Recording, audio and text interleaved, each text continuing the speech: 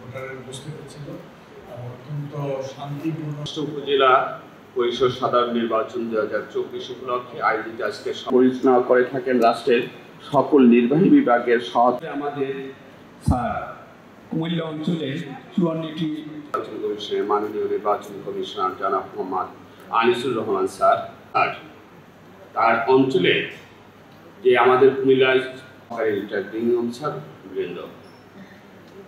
আমি আমাদের ষষ্ঠ উপজেলা নির্বাচন পরিষদ নির্বাচন সামনে রেখে চেত অনুযায়ী নির্বাচন কমিশনের দায়িত্ব পালনে সহযোগিতা করা সরকারগণ তাদের পছন্দের প্রার্থীকে ভোট দিতে পারেন এবং নিরাপদে ফিরে নির্বাচন হচ্ছে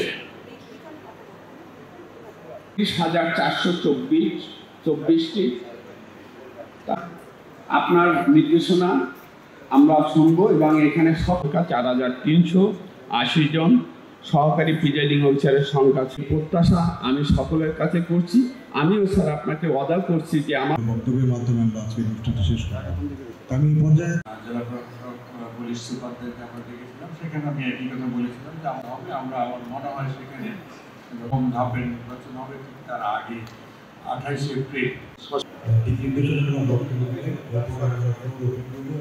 যারা সাংবাদিক ভাইরা আছে আপনারা একটা ভিডিও ফুটেজ নিয়ে